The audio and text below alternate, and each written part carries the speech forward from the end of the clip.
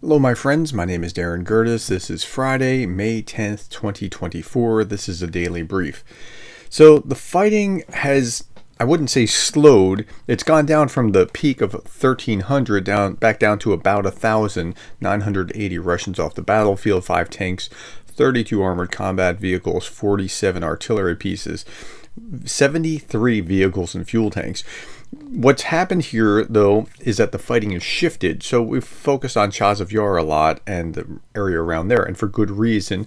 Again, yesterday, the statistics came out that there was a 17% uptick, mostly around Chazov Yar. But the big story today is a little bit different. First, let me show you Andrew Perpetua and what's gone on there.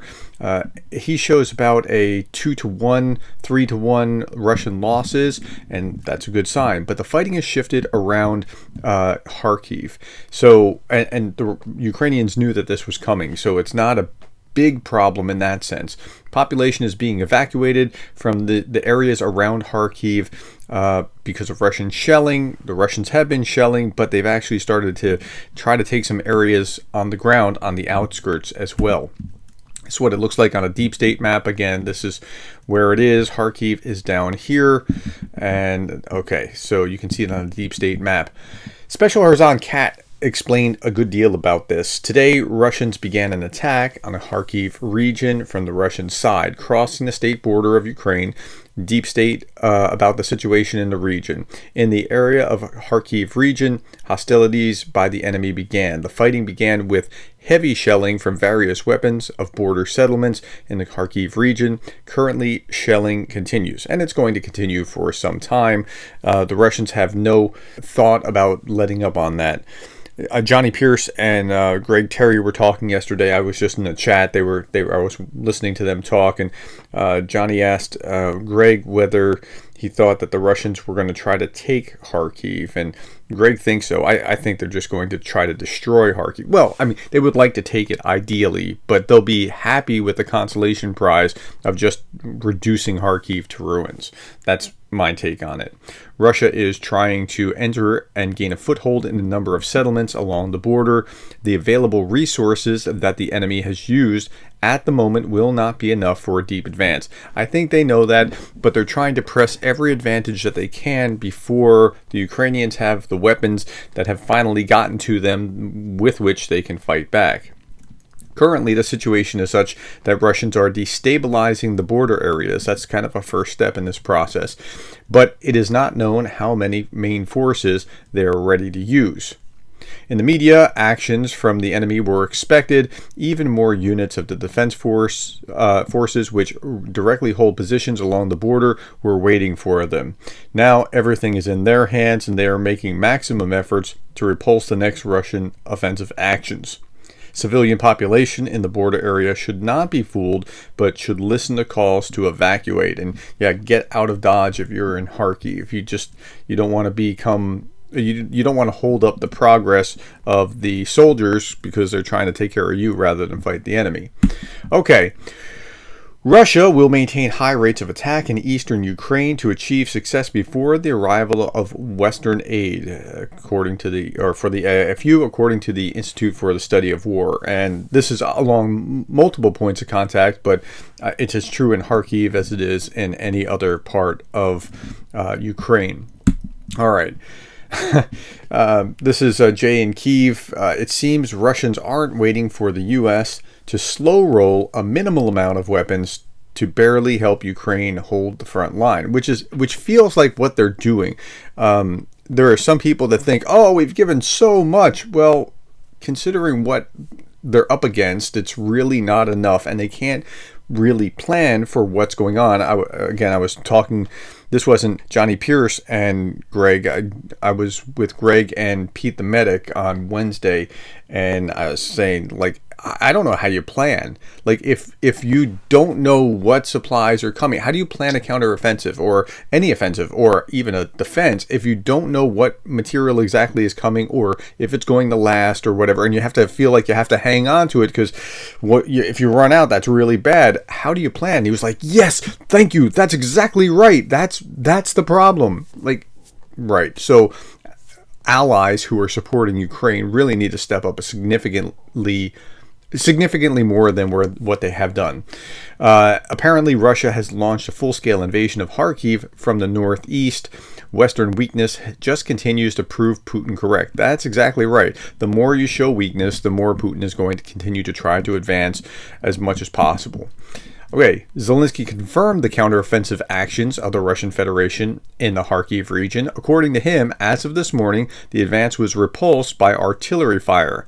Our military knew about the offensive, he said, and calculated the forces. Now there is a fierce battle. Okay, so that's good that they were aware and they weren't caught off guard. That would be tragic. Meanwhile, Zelensky is meeting with the President of Slovakia, thanked her for her determination, her leadership. We had a detailed discussion about the frontline situation. He informed her about what's going to happen next, and he concludes, not all of our partners are currently fulfilling their agreements in a timely manner. No joke. And we require maximum concentration of Ukraine's friends to speed up supplies. I'm grateful to every leader who assists in that. And she's friendly, although some others there from where she's from might not be. Okay, so I'm going to turn my attention now politically from what's going on militarily. And over the last week, we've just seen one official after another and just be removed. And some were for corruption, some were just moving out or reorganizing. Some were because you kind of missed an assassination attempt under your watch. Okay, so the Rada dismisses the Minister of Agrarian Policy. This was actually yesterday that this was dismissed. The other one was a few days ago. This was the one that was a couple days ago. Lawmakers in Parliament have removed Alexander Kubernov, one of the several deputy prime ministers in charge with overseeing national reconstruction. President Volodymyr Zelensky has signed a decree to dismiss Serhiy Rud as the head of the administration of the State Guard of Ukraine. That one I don't know anything about. I haven't been able to track anything down about that yet, but that was just done. Okay. Zelensky fires bodyguard chief over foiled assassination plot. And I talked about this yesterday.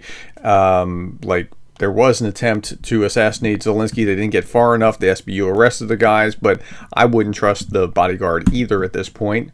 Meanwhile, there was some good news, like Belgium is to allocate another $9 million for energy infrastructure in Ukraine.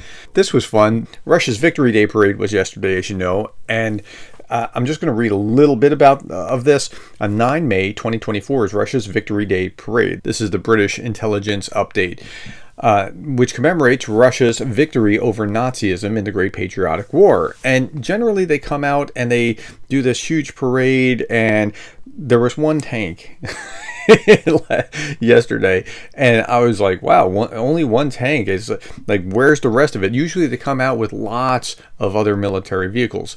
And I'm just going to read these last two paragraphs. Whilst there were 61 military vehicles on display, there was an absence of heavily armored vehicles or tracked military vehicles. The lone ceremonial Second World War era T-34 tank, which traditionally starts the parade, was the sole main battle tank present. This contrasts with the 2020 Moscow parade, which included 20 main battle tanks. With the significant losses in Russian personnel and equipment as a result of the Ukraine war, there was no opportunity for Russia to use the parades to demonstrate military strength. And that was like the point of this. It was to be intimidating to the rest of the world.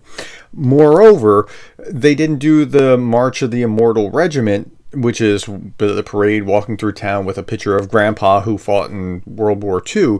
And because it was Grandpa, you're part of this immortal line. It's actually a very smart psychological thing for them to be doing. But that was canceled because they were afraid of some kind of attack, and rightly so. So it didn't go the way that they were thinking it would. Okay, last little bit. This is Dimitri Medvedev, and when I translated this, it said this: the special operation in Ukraine and the denazification of the country are only the first step in a complete restructuring of the system of international relations. Okay, he's trying to be as hardline as he can. And when you think, like, well, what will come after Putin? Someone like Medvedev may actually come after Putin.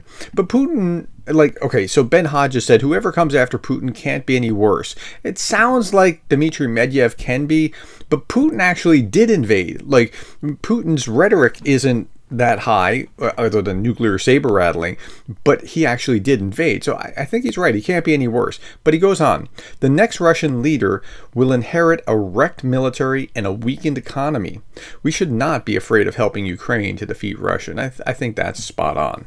All right, my friends, that's all. Thank you for the likes, the shares, the subscribes, and thank you for being the kind of person who cares about Ukraine.